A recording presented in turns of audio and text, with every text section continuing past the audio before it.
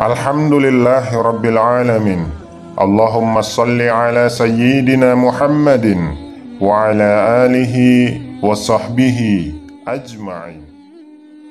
Dalam kitab Al-Jauhar Al-Mauhub wa Munabbihat Al-Qulub, Syekh Ali bin Abdul Rahman Al-Kalantani dikatakan bahwa suatu hari Nabi Musa alaihissalam kedatangan seorang lelaki dari Bani Israel yang berkeluh kesah atas nasib yang dideritanya. Dia berterus terang bahwa masa lalu hidupnya kelam. Hari-harinya hanya diisi dengan perbuatan tercela dan maksiat. Tapi semenjak mendengar ajaran Nabi Musa alaihissalam, dirinya pun bertaubat. Hanya saja setelah bertaubat, justru hidupnya bertambah sengsara. Lelaki itu berkata, "Wahai Musa, dulu banyak teman-temanku yang membantuku. Aku butuh uang untuk berjudi, minum khamar, maka mereka memberiku. Tapi sekarang aku butuh segelas air susu untuk orang tuaku, mereka tidak mau memberiku. Engkau ajarkan kepada pengikutmu agar berdoa dan tidak bergantung kepada manusia. Ajaran itu telah aku lakukan dengan cara berdoa setiap waktu. Tujuannya agar Allah mencukupi kebutuhan keluargaku.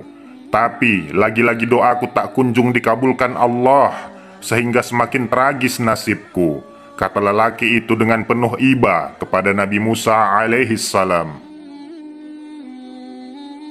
Nabi Musa alaihissalam mencoba menghibur lelaki dari Bani Israel itu. Kemudian Nabi Musa bertanya, "Apa permintaan yang kamu panjatkan kepada Allah, wahai saudaraku?" Lelaki itu menjawab, "Agar aku tak bergantung lagi kepada teman-temanku. Kini aku telah memiliki sepasang kambing hasil menabung dari jerih payahku. Setahun lebih sepasang kambing itu kurawat, tapi mereka tak kunjung juga kawin. Jadi, tujuan kamu berdoa kepada Allah agar sepasang kambingmu itu mau kawin?" tanya Nabi Musa alaihissalam. Lelaki itu menjawab, "Betul, wahai Musa. Bagaimana caranya supaya Allah mengabulkan doaku agar sepasang kambingku mau kawin dan beranak pinak?" Dengan sedikit menahan rasa geli dalam hati, Nabi Musa alaihissalam menanyakan bagaimana cara lelaki itu berdoa kepada Allah. Laki-laki itu menjawab, "Ya Allah, kawinkanlah kambing peliharaanku."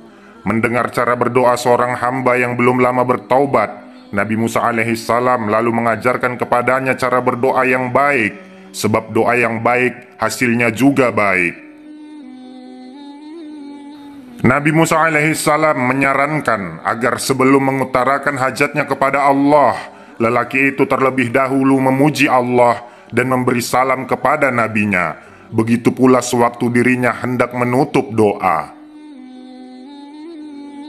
Maka setelah lelaki Bani Israel itu mempraktekkan cara berdoa yang diajarkan Nabi Musa alaihissalam, pasangan kambing miliknya beranak pinak, memiliki banyak anak dan menghasilkan air susu yang melimpah ruah. Sejak saat itu, barulah kehidupannya menjadi hamba Allah yang taat dan kaya raya. Dari Fadhalah bin Ubaid radhiyallahu anhu, ia berkata, ketika Rasulullah shallallahu alaihi wasallam dalam keadaan duduk, masuklah seorang laki-laki. Orang itu kemudian melaksanakan sholat dan berdoa, "Ya Allah, ampunilah dosaku dan berikanlah rahmatmu kepadaku." Maka Rasulullah shallallahu alaihi wasallam bersabda, "Engkau telah tergesa-gesa, wahai orang yang tengah berdoa.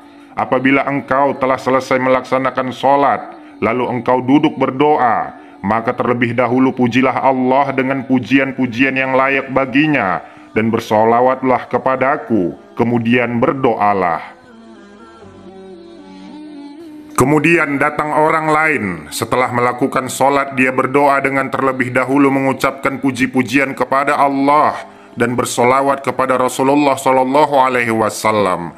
Maka Rasulullah Shallallahu Alaihi Wasallam bersabda kepadanya, "Wahai orang yang tengah berdoa, berdoalah kepada Allah. Niscaya Allah akan mengabulkan doamu." Hadis riwayat Tirmizi dan Abu Daud. Dari Salman radhiyallahu anhu bahwa Rasulullah shallallahu alaihi wasallam bersabda, "Sesungguhnya Tuhan kalian itu malu dan maha memberi. Dia malu kepada hambanya ketika mereka mengangkat tangan kepadanya, kemudian hambanya kembali dengan tangan kosong tidak dikabulkan." Hadis riwayat Abu Daud. Pada masa Nabi Musa alaihissalam, di antara sekian banyak kaumnya, terdapat salah seorang umatnya yang sudah berumur lebih dari 500 tahun. Ia adalah termasuk seorang ahli ibadah. Ketekunannya dalam beribadah kepada Allah melebihi umat Nabi Musa alaihissalam yang lainnya.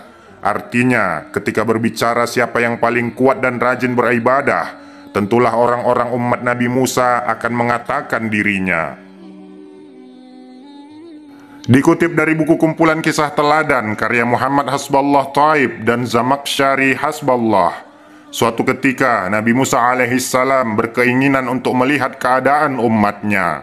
Setelah berkeliling, di pertengahan jalan beliau mendapati seseorang yang sedang beribadah kepada Allah. Kemudian Nabi Musa alaihissalam mendekati dan menyapanya. Karena dia orang yang ahli ibadah dan menjadi orang nomor satu dalam hal ibadah di antara kaum lainnya, maka dia memberanikan diri untuk menyampaikan sebuah pertanyaan kepada Nabi Musa alaihissalam tentang ibadahnya. "Wahai Nabi utusan Allah, aku telah beribadah kepada Allah selama 350 tahun tanpa melakukan perbuatan dosa sedikit pun. Lalu di manakah Allah akan menempatkanku di surganya?"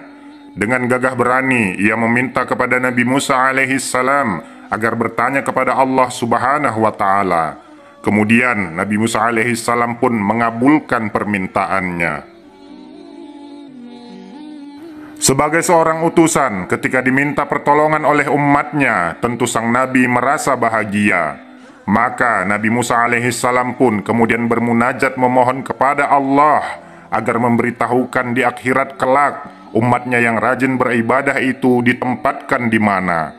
Lalu Allah subhanahu wa ta'ala berfirman, "Wahai Musa, sampaikanlah kepadanya bahwa aku akan meletakkannya di dasar nerakaku yang paling dalam."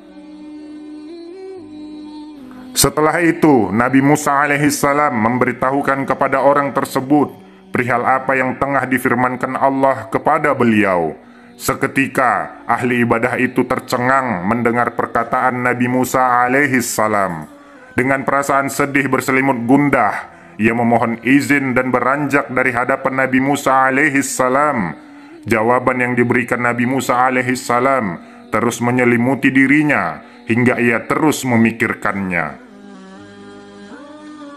Namun yang menarik darinya, ia tidak sekedar memikirkan nasib dirinya sendiri, akan tetapi juga mulai memikirkan bagaimana nasib para saudara-saudaranya, teman dan orang lain yang baru beribadah selama 200 dan 300 tahun, bahkan terhadap orang-orang yang lebih sedikit darinya beribadah kepada Allah. Di manakah mereka kelak di akhirat akan ditempatkan?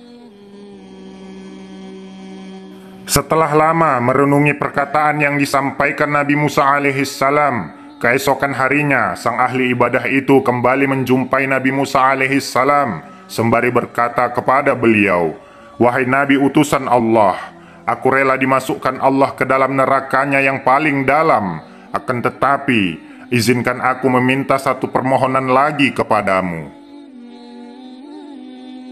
Nabi Musa alaihissalam pun mengiyakan. Kemudian sang ahli ibadah itu pun berkata, "Wahai Nabi Allah, sampaikanlah kepada Allah, aku mohon agar setelah tubuhku ini dimasukkan ke dalam neraka, maka jadikanlah tubuhku ini sebesar-besarnya, sehingga seluruh pintu neraka tertutup oleh tubuhku ini, agar tidak ada seorang pun yang akan masuk ke dalamnya."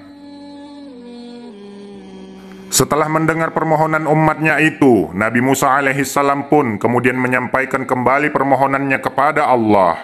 Setelah Nabi Musa alaihissalam berdoa dan memohon kepada Allah, maka Allah subhanahu wa ta'ala berfirman, "Wahai Musa, sampaikanlah kepada umatmu itu bahwa sekarang aku akan menempatkan dia di surgaku yang paling tinggi."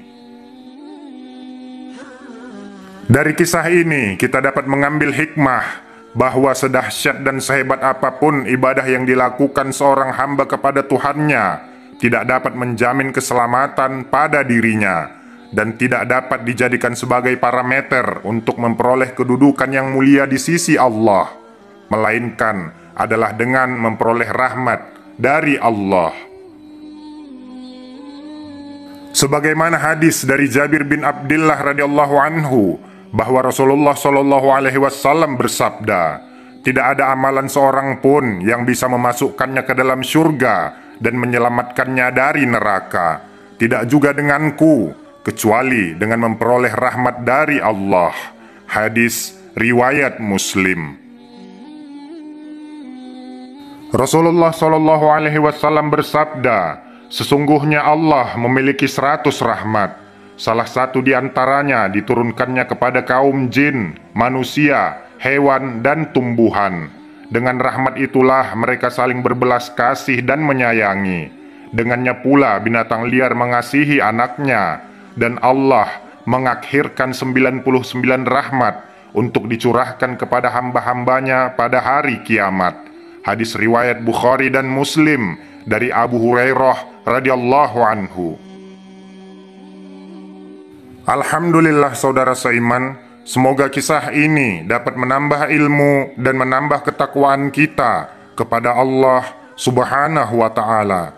Ikuti terus channel Karomah Al-Islam. Insya Allah akan ada banyak lagi kisah-kisah Islami untuk kita pelajari bersama. Terima kasih segala perhatian. Mohon maaf atas segala kehilafan. Subhanakallah wa bihamdika, asyhadu an la ilaha illa anta, astaghfiruka wa atubu ilaik. Walhamdulillahi rabbil alamin. Assalamualaikum warahmatullahi wabarakatuh.